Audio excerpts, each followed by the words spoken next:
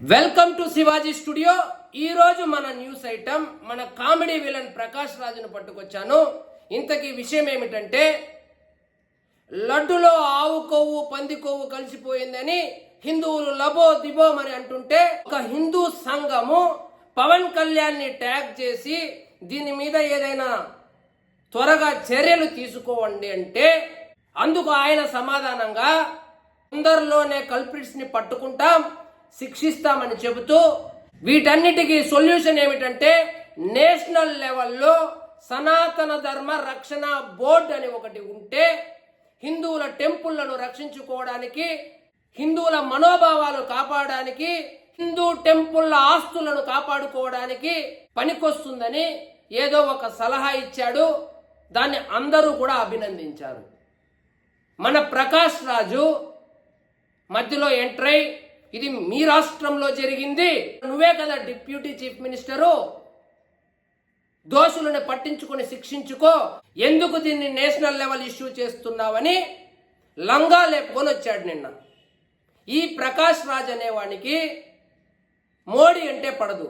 నీకు మోడీకి ఏమైనా గట్టు తగాదాలుంటే సాయంత్రం 2 పెగ్గులేసామా 4 ట్వీట్లేసామా అని ఉండాలి, కానీ కనపడిన దాంట్లో అంతా వేలు పెట్టకూడదు. ప్రకాష్ రాజ్, ఆంధ్రప్రదేశ్ కు సంబంధించి గుళ్ళ మీద దాడులు జరుగుతున్నప్పుడు నువ్వు స్పందించావా?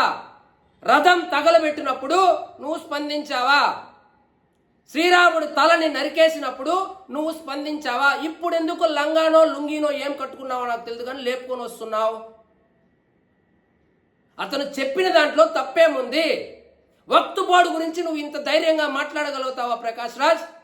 వక్త్ బోర్డు ముస్లింలకు ఉన్నప్పుడు హిందువులకు సనాతన ధర్మ రక్షణ బోర్డు ఉంటే తప్పేంటి?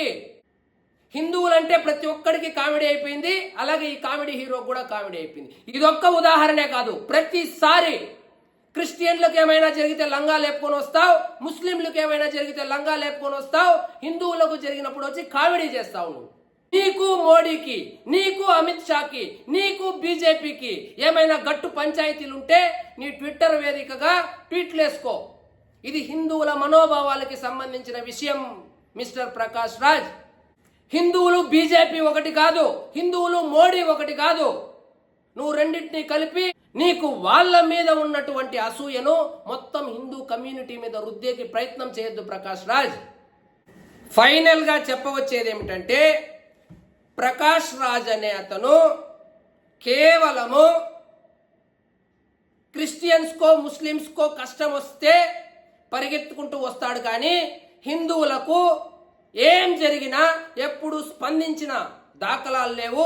కాబట్టి ఈ స్పందనను కూడా అతను కామెడీ యాక్టర్ కాబట్టి కామెడీగా తీసుకొని ఈ పవన్ కళ్యాణ్ ప్రతిపాదించినటువంటి సనాతన ధర్మ రక్షణ బోర్డు ఏదైతే ఉందో దాని పనుల్లో హిందూ పెద్దలు నిమగ్నం అవ్వాలని ఆశిస్తూ, ఇదండి ఈరోజు మన టాపిక్.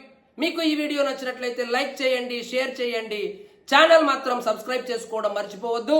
జై హింద్.